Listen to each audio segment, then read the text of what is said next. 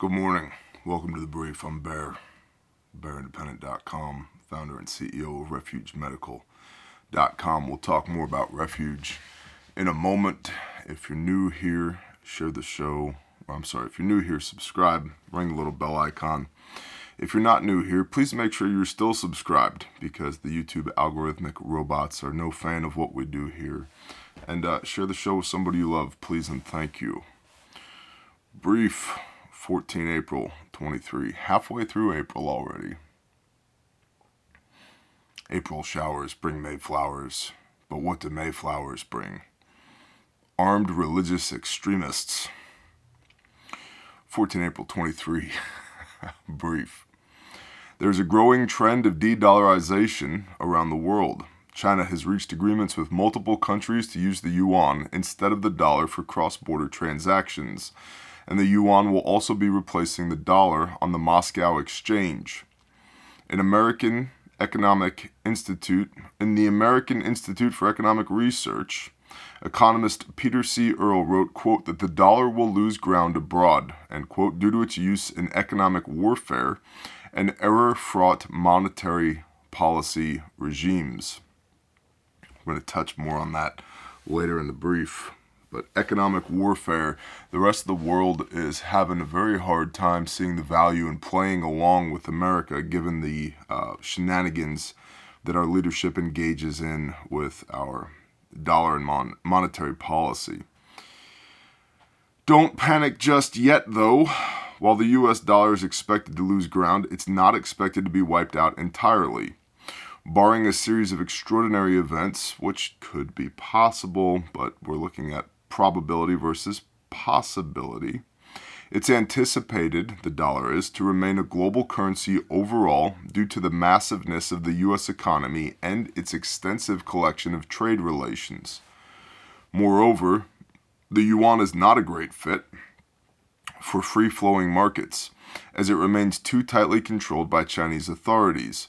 Let's also make sure that we don't neglect the fact that while there is a big push to replace the dollar with the yuan globally, it fits into the World Economic Forum's strategies and also China's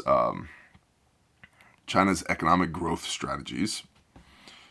The Chinese economy is hot garbage. If we think as Americans that we're not doing so hot over here, the Chinese economy is doing terribly. Revolts in the streets, their real estate market is crashing and burning, and that's huge because something like 90% of all private investment in China by Chinese citizens was invested in the real estate market there. To some extent, they were partly or wholly invested into Chinese real estate, and it's falling apart. Government subsidies through the CCP for businesses and business ventures are in many cases the only thing that have kept the businesses propped up. And if you think the U.S. prints money, China has added hundreds of billions of dollars just added to their books. Just tap, tap, tap, tap, tap. There you go. More money for you. Do we do the same thing here? Yeah. Yeah, it's unfortunate, but we do. Or they do, the big they do. But China has been engaged in that full-blown for years and years and years. So the stability of the Chinese market to settle debts in yuan is not necessarily a prime opportunity for your country, whoever you may be, to start using the yuan as compared to the U.S. dollar. So we'll see where that goes. Besides, a shift away from the dollar is not an overnight process. In fact, it's a process that would likely take decades due to high costs and barriers for currency switching. What's going on at home? Recent reports have revealed that wholesome inflation has dropped 5.5%. Wholesale inflation. Is there such a thing as wholesome inflation? Wholesale inflation has dropped 0.5% last month, the largest drop in 3 years. While overall inflation is still painfully high, this was an unexpected breath of fresh air, a possible sign that sky-high prices may be stepping back. Mortgage rates are also easing up slightly, with a 30-year fixed mortgage rate coming down to 6.27%. The markets responded to the news, soaring as investor fears eased. Now, the markets are even more of a fickle mistress than the internet is. And we'll see how all that plays out. I am, believe it or not, long-term bearish on the markets. I'm not much of a bull when it comes to the markets. I have $0.0 invested in the markets because I've seen what happens when people invest in the markets and then the bottom falls out. Great Depression, anybody. Not interested for me and mine. I would rather invest in tangible things like Nalgene bottles and first aid kits and boomsticks, because you can't use certain words on the internet anymore. First Amendment, anybody. Excuse me while I have a sip.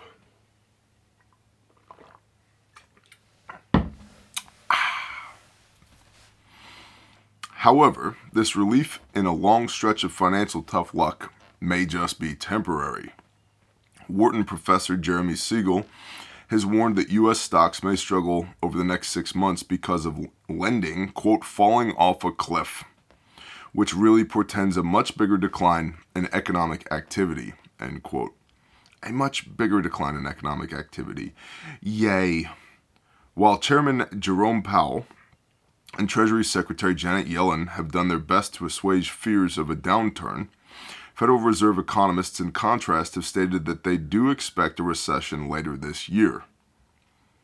Party. And depending on who you ask, it's not a recession, it's a depression. And depending on who you ask, it's not a depression coming, it's the collapse of the US dollar. Hope for the best, prepare for the worst, while always remembering that hope is not a strategy. Hope is not something that one can execute on. I love it when people are like, my Jesus will take care of me. You should read the book. I read that book every day. And there's no guarantee in there that things are going to be easy. They'll be good, but more so, they'll be hard. You will earn your bread by the sweat of your brow and the blood of your hands, not your 401k. And I think there's a strong possibility that we're returning more to the sweat of your brow, blood of your hands type lifestyle than your 401k type lifestyle. U.S. banks are reining in on credit. Why? A recent failure of the Silicon Valley Bank and Signature Bank.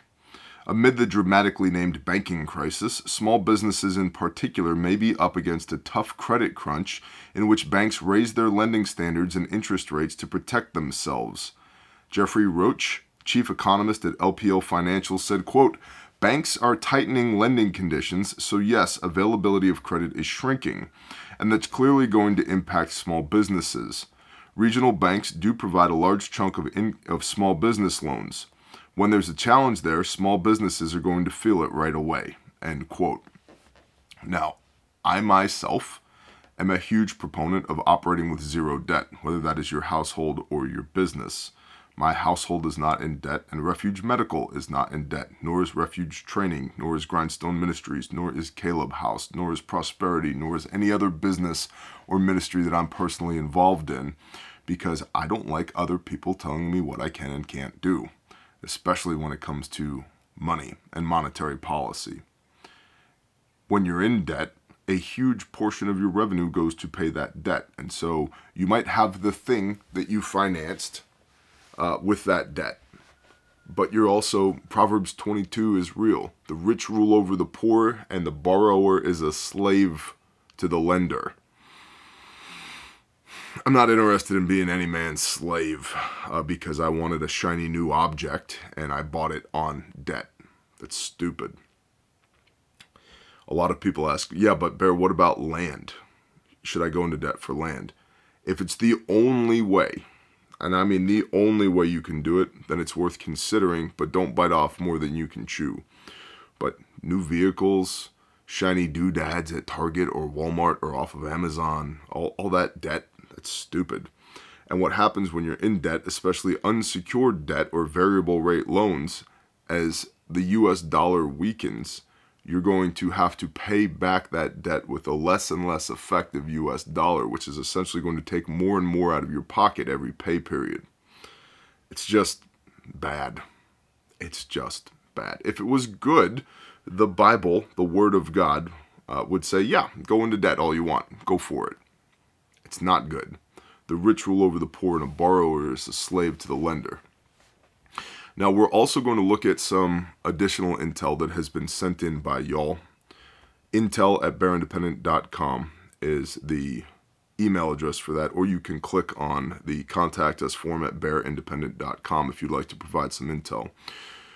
Before we do that, though, I believe things are going to get pretty weird in between now and next Passover, approximately April of 24. So we have approximately a year, I believe, for reasons discussed in other videos, before things get truly stupid. And we will also be in the midst of the next presidential election cycle at that time, like hardcore. And so we're going to see a ramping up of domestic terrorism and tyranny and violence and scarcity and probably economic crisis. We will be in the midst of a recession, if not a depression, within the next year. Plus the emerging tensions of war globally, whether it be in Ukraine or Taiwan or elsewhere, because war is a game of resources and scarcity causes people to risk those resources, i.e. their people, towards the protection of or acquisition of other resources, food, fuel, etc., medicine to a very less extent. So I think we have about a year before things get absolutely stupid. And so I would like to introduce weekly initiatives to help you be better prepared that we're going to talk about on every brief each week. And this week, although it's Friday, what I want to talk about is bug out bags. And if you're brand new to preparedness, if the light bulb has just gone off and you're like, I've got to do this stuff, or if you've been doing it for a long time and you need a refresher, there's a free playlist here at YouTube on my channel called the Prepper Classroom. It's completely free. It's about 30 episodes with a whiteboard, me standing in front of a whiteboard, breaking down all of these preparedness concepts Barney style. Very basic concepts. You can download the videos, watch them over and over again, share them with the people in your mutual assistance group or your team, whatever you may have. The information is there. It lives on YouTube. For as long as I have a YouTube channel, it will be free. It is here on YouTube. Check it out. Now, that being said, bug out bags is where a lot of preppers start. They usually start with firearms, and then after they have what they feel to be a sufficient armory built, then they'll start to realize that firearms handle immediate problems that require immediate actions, immediate life and death situations. And then people will usually start thinking a little bit past immediate and go to something like a bug out bag. Important to understand that the bug out bag is part of the bug out system or the bug out kit, which is determined by the bug out vehicle, which is determined by the bug out plan, which is determined by the bug out location. So you need to have a place in mind where you're going to go, preferably that has been pre-positioned with all the stuff you're going to need when you get there, and have multiple routes, multiple plans to be able to get to that location. The reason we have the bug out bag is that ultimately all systems devolve into man-portable systems. If the road is impassable, or you run out of fuel, or you just can't get there by vehicle, or the Panamanian paratroopers landed in between you and your bug out location, you might have to hoof it on foot, in which case, bug out bag. And the bug out bag is a sustainment system designed to get you from A to B as quickly as possible. It is not luxury on your back. I have seen a lot at these prepper meetups. I've seen a lot of 70, 80, 90, 97 pound bug out bags. You're going to turn an ankle and die in the woods alone if you carry that bag for very long. It's too heavy. So the bug out bag is to get you from where you are to where you need to be expediently. And to that point, there's, off the top of my head, a handful of things where I see a lot of people making mistakes with bug out bags. And so I wanted to share my experience over the last 15, 20 years of preparedness with y'all regarding bug out bags. 5 things that I think that most people are missing. And then we'll get back to the intel. One is foot care, because a bug out bag is a man-portable system. Basic stuff like some moleskin, some 2-inch North American Rescue surgical tape, some duct tape if needed, socks, and foot powder. A lot of people are missing those things from their bags. If your feet fall apart, you can't walk any further, which means you're not bugging out anymore. And so, foot care. The next, item 2, is no gadgets, man. No gadgets.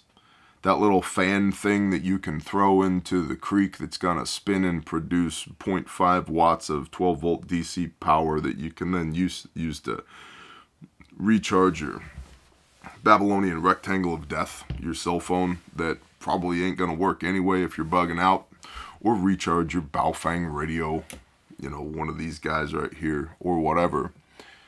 Those are hot garbage.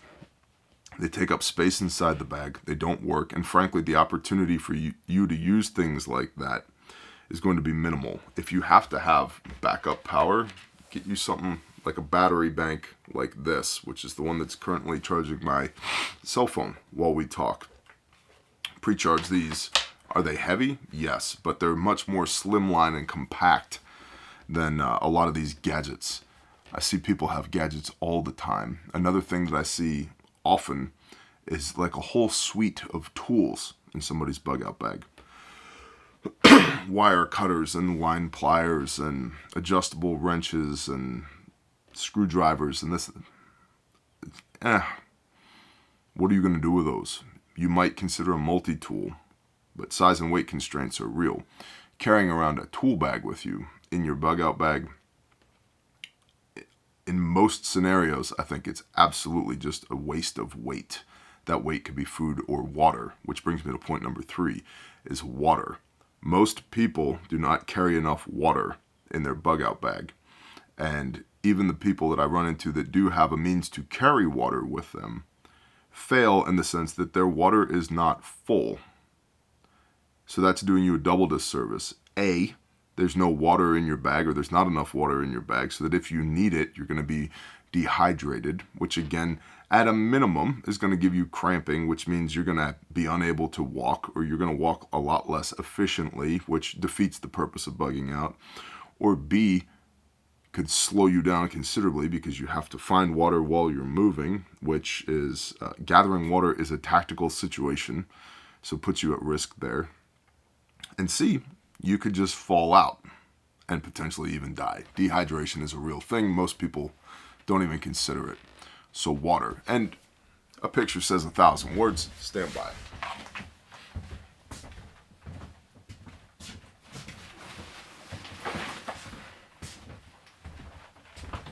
Hey, look.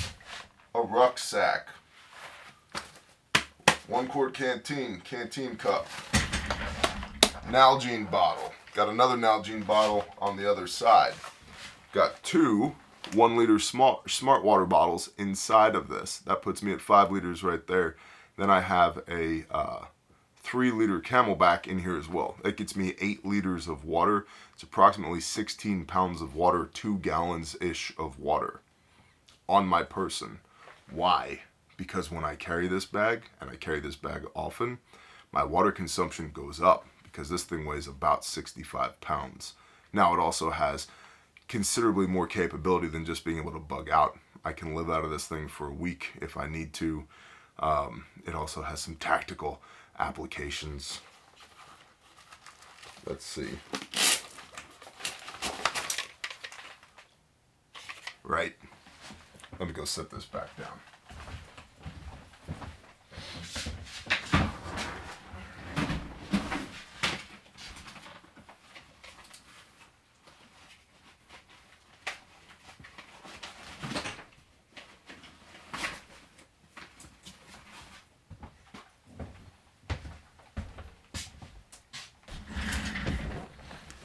So, water. Water's super important. Water containers that are already full, water treatment tabs for when you're gathering water, some type of cloth, bandana, cheesecloth, hand towel, whatever that can be used to pre-filter water before it ends up in your container. A metal canteen cup or one of these little camp pot, stove, whatever cups. that you can boil water in, and then water filtration. I have an MSR water filter in there that will screw onto the top of one of these Nalgene bottles. Very good water filter. And I also have a Sawyer Mini in there that will screw onto the top of those Smart Water bottles. And I like the Smart Water bottle because it's a very thick, robust, heavy-duty plastic water bottle. They last forever. So, water. Next, and we'll breeze through these things. Sleep kit. Most people's sleep kit sucks. I've done the poncho and poncho liner, aka Whoopee thing. I've done the wool blanket thing. And depending on what I'm doing, I might make a Ranger roll and carry that. But sleep is a combat multiplier. And if you're bugging out on foot, you're going to need sleep, because usually by about day 3 of bad sleep, you are ineffective at this point. And that's going to limit your ability to move. So don't cheap out on the sleep kit, and do not sell yourself short by not having an adequate sleep kit in your bug out bag. You and everybody else in the family, right? And if you have a family, then we're not just talking about you, we're talking about everybody else. Your pack weight should not exceed 30% of your body weight. Once you exceed 30% of your body weight, you have a higher likelihood of inducing injury. And so if you're a 200-pound male, that's a 60-pound pack. If you're a 300-pound male, you should probably start doing some PT. You're talking a 90-pound pack, and that's way too much. Do not exceed 30%. If you're a 150-pound woman, that's a 45-pound pack. If you've got a 50-pound child, that's a 15-pound pack. Do not exceed. Better is 20% of your body weight. So with a 50-pound child, you're talking 10 pounds. You know what that usually means for me? I'm carrying more stuff for my wife, my kids, etc. 20% of your body weight seems to be ideal. Do not exceed 30% of your body weight. Lastly, 2 things that most people are missing from their bug out bags. And here's one. This is butt wipe, toilet paper. What you can do is take these, smush them flat, put them in a 1-quart Ziploc bag so that this doesn't get wet while you're moving, and you have a way to wipe your butt. And the second is this. This is an e-tool. There's a Torah for this. If you have to poo, you go outside the camp, you dig a hole, you poo in the hole, then you cover it up with your shovel, and then you clean your shovel, you put your shovel away, then you come back inside the camp. You're gonna have to poo. And dude wipes, they work. They're also heavy. Although I do like having a certain amount of dude wipes in my bag just for personal hygiene, right? Like, you get your pits in between your legs and keep your hands and your face clean. Don't use the same one that you used, on your ass crack on your face. You'll get sick. That's a bad idea. So foot care, no gadgets, water, sleep kit, and an e-tool, entrenching tool, and toilet paper should be part of your kit. If you don't use an e-tool, get a garden trowel and put it in your rucksack, in your bug out bag. I have a garden trowel in that one. And then put a cover over the tip of the garden trowel so it's not shredding your ballistic nylon inside of your kit. Now, moving on to additional intel. Oh, and by the way, let me know in the comments if you like the idea of doing these weekly initiatives where I will touch on a different subject each week of things that we should be working towards with our preparedness, our resilience, so that when the world goes to hell in a handbasket, we're not caught with our pants down. If you like that concept, let me know down below. And please, if you need more instruction, Prepper Classroom, free playlist here on YouTube. Now, additional intel from y'all. I work as a project manager at a large company. We currently have a hiring freeze, but are being told to leave up the job listings to give the impression everything is fine. Talking to recruiters from other companies' recruiters, it's the same with them. Next, a few weeks ago I wrote in on the state of aviation currently. It's getting worse, rapidly. I work in corporate and executive aviation, so I can only imagine how bad it is for commercial travel. My company has cut virtually all overtime, stating we just don't have the need currently. We've been asked to close and cover all breezeway and office doors while moving planes because, quote, the power bill is getting too high, end quote. I spoke of jets getting warranty work only. Our warranty department has put out a statement recently saying that at any moment they can deny or retroactively deny a warranty claim. Imagine having $500,000 worth of work covered under warranty, then 3 weeks after your visit receiving an invoice claiming all the work is no longer warrantied. Sounds shady to me. And last, I'm an insurance agent for a major carrier in Seattle. Before you tell me to move, God brought me to Washington the week the pandemic started in 2020. I don't know why, but this is where I'm supposed to be. Copy that. My company and almost every other company have all but stopped writing car insurance in Washington state. This comes after 3 of our best production years in the company's history. I was told by a regional person that the companies expect all of us to go backward in our book of business this year and possibly next year. We're losing more than $1.50 per $1 of premium collected due to claims, so 50% in the hole. Rampant crime. Yes, it's as bad as you think. 40% of drivers are on the road without insurance, and increased costs to repair or replace vehicles are the customer-facing reasons. It's really the company is worried about the state of the economy, and they're doing everything they can to survive what's coming. If a Fortune 500 company is taking drastic steps as to almost completely shutting down its biggest income-producing line of business, that's a big indicator. Thank you. I appreciate that. Intel@bearindependent.com is the email address. A couple of other economic indicators. India is now settling trade in rupees, has set up, I think it was, I can't remember if it was 14, 17, 27 new banks specifically designed to settle international trade in rupees rather than the US dollar. Brazil is moving away from the US dollar as far as settling its debt and settling its trades. Brazil, Russia, India, China, Saudi Arabia, etc. This is the BRICS block of countries, BRICS, B-R-I-C-S. So Brazil is also moving away from the use of the US dollar to settle trade debts. And the Saudis are now settling oil debts in yuan. So the US dollar as a reserve currency seems to be on shaky ground at the moment. Plus, we have a forecasted recession coming later in the year. Those are indicators. That's why I'm hell-bent on investing what little money I have in tangible assets, real stuff, water collection, solar power, more agriculture, fuel storage, medical equipment and capabilities, and training. I do a lot of training. I think that's something that a lot of people don't necessarily realize. I get a lot of comments from y'all, Bear, you look tired today.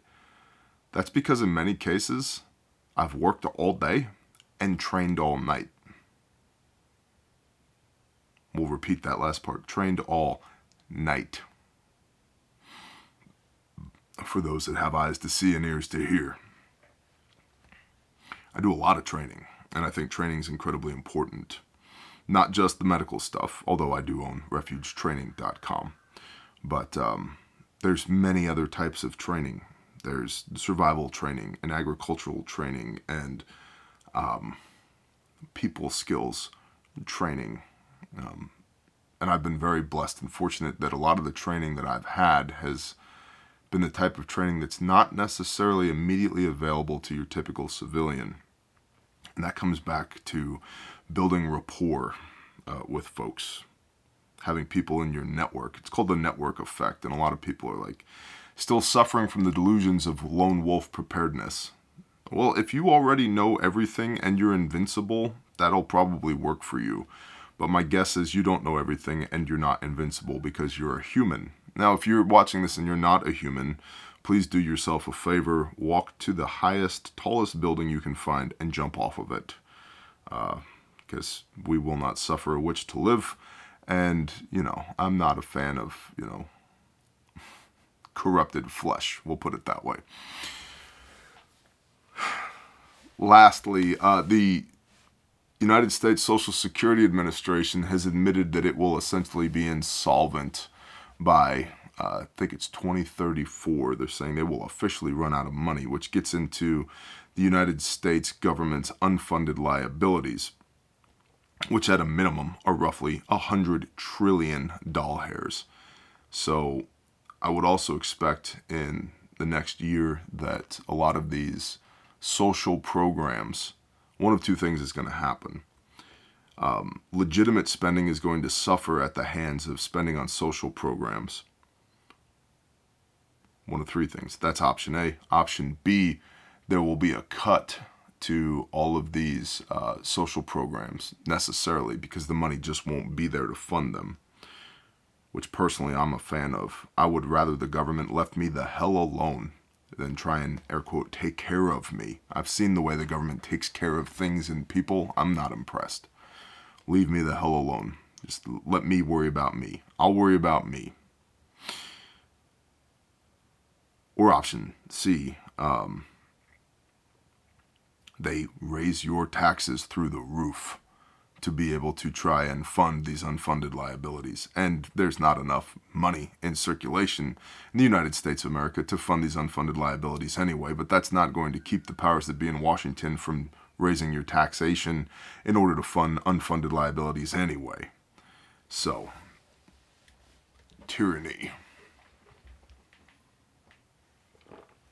I did the math. The United States has sent 196 billion taxpayer dollars to Ukraine thus far.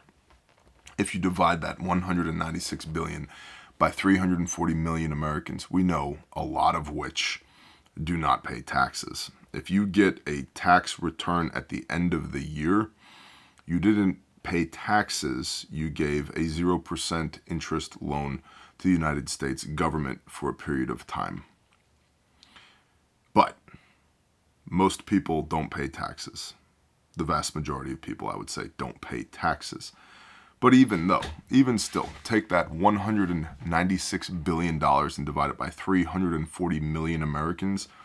The debt thus far that each American has incurred is $576 per person in the United States of America to fund Ukraine. Now, to some people, $576 is nothing. But to a lot of people, that's a considerable amount of money. Excuse me. The pollen's extraordinary today. So, all these economic indicators, not looking so great for the Estados Unidos. Lastly, I'll address why are these being pre-recorded rather than being live streamed? Well, right now it's literally an issue of bandwidth. I don't have the Wi-Fi capability in the team room where I am to be able to live stream. So, and I need to, for reasons, live stream from here currently. B, sometimes it's difficult in the mornings to gather one's thoughts when there's 1,000, 1,500, 2,000 people commenting on the live stream as it's happening. It can be a little bit of a distraction from time to time. And I guess C, it's also kind of a vibe, man. It's not being able to live stream. It's you can get a pre-recorded video or nothing. And I didn't want to do nothing, so pre-record. Here it is. Now, if you're one of those fine folks that jumps off when it's time to talk about how to support the show, this is your polite invitation to beat feet, skedaddle, get out of here, have a blessed day. Shalom. For everybody else, Patreon, links in the description to all this stuff. Patreon.com. Just this morning put up a video titled Resilience versus Efficiency regarding preparedness. Where is the sweet spot on resilience versus efficiency? Because resources are limited, time being the most limited resource that one has. That video is on Patreon. It's $5 per month. It is a preparedness consultancy. That's how we treat it. You ask the questions, I give you the answers. And also, I will at times bring in subject matter experts when I don't have the best answer to that question. There's a minimum of 20 pieces of exclusive content per month that go up on Patreon. And it also serves as a tertiary platform to YouTube, that if things get absolutely stupid here on YouTube, we will still be over at Patreon. It's $5 a month. Go check it out. If you hate it, you're out $5. Very few people hate it. RefugeMedical.com. Potassium iodide still in stock. We came into a very large shipment of that. So if you're concerned about warheads on foreheads, you need a couple more of the nuclear pills, we have those in stock. RefugeMedical.com.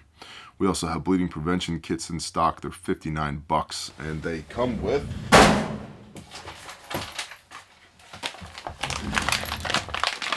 all of this stuff.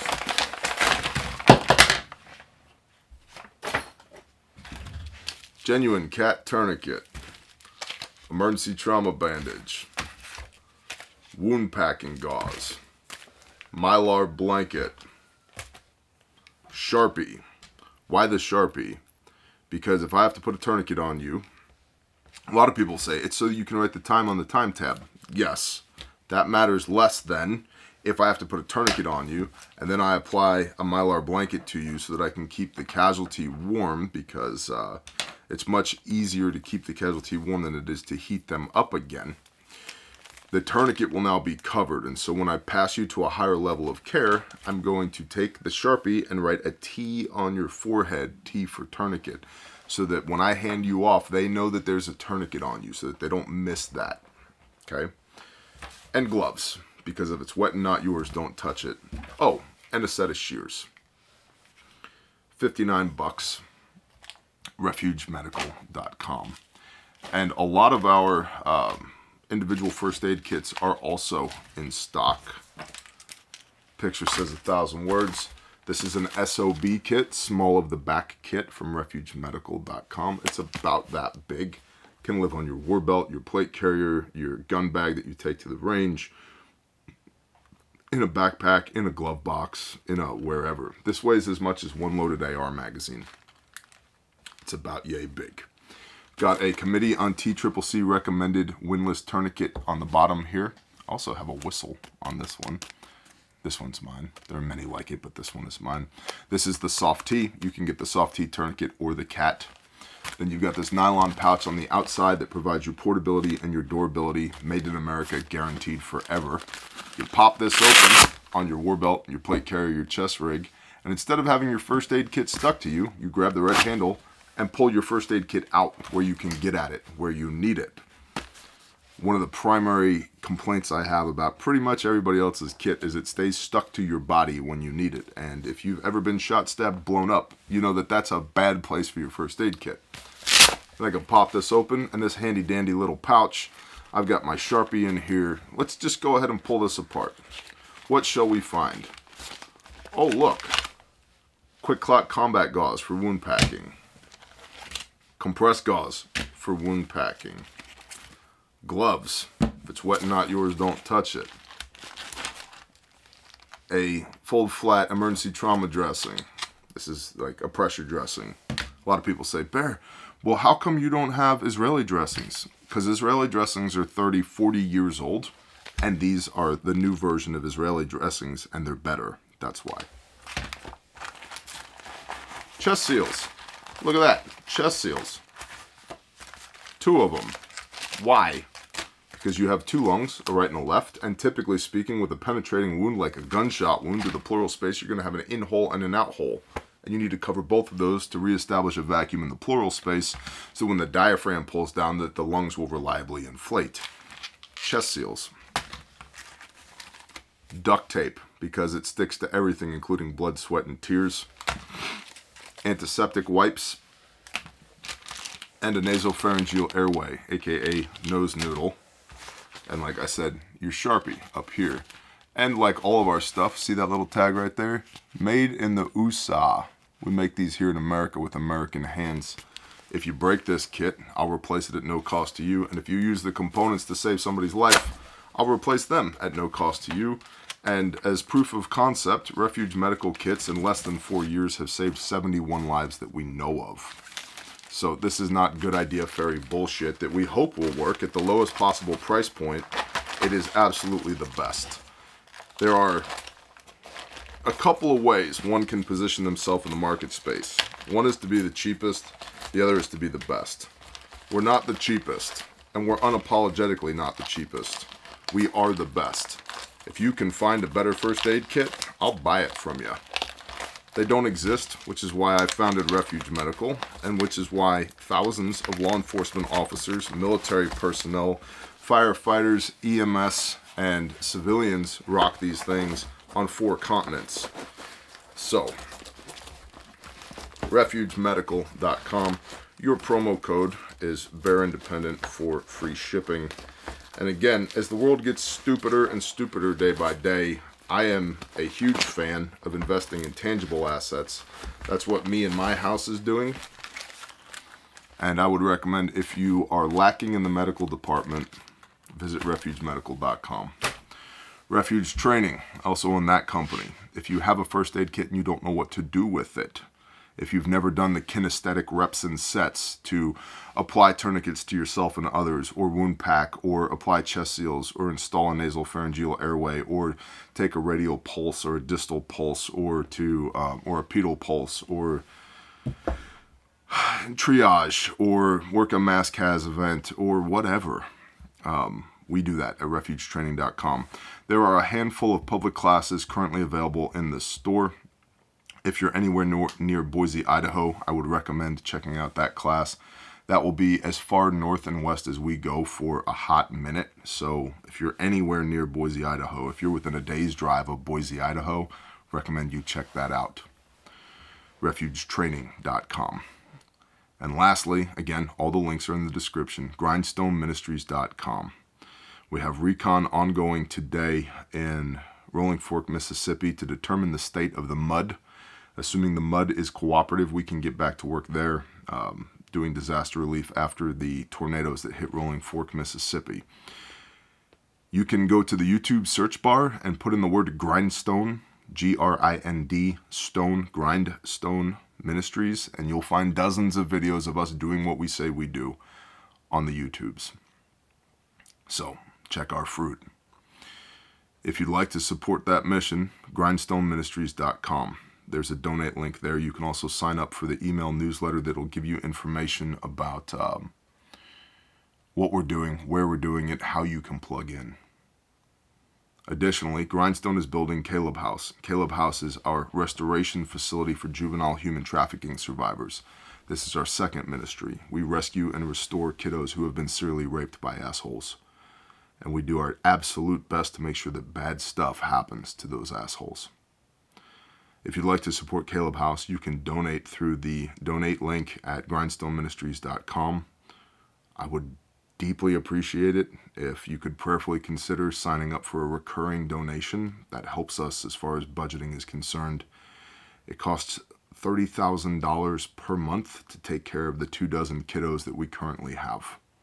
We have 24 children ages 1 to 19 currently in our care, that the system is not taking care of, that the foster system's not taking care of, that the government doesn't want to know shit about, that their parents are clearly incapable of taking care of, that we're treated like product, like cattle, by a bunch of assholes, sold to the highest bidder, so that they could be locked up in a cage literally until some piece of shit scumbag showed up so that he could drop his drawers and have his way with these kids. And do I not hate with the righteous hatred what you hate? The words of King David in the Psalms. And I do. I hate it with everything that I've got. I hate it. It's part of why I train so hard. Because that evil's real. I've seen it with my own eyes.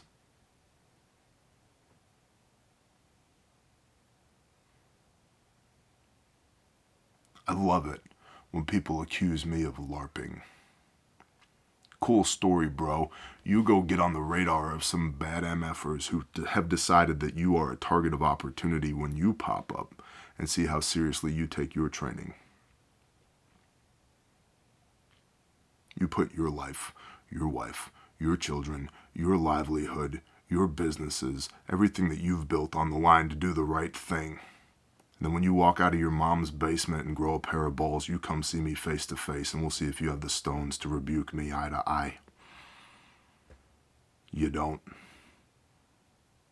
Because you're a mouthy piece of shit.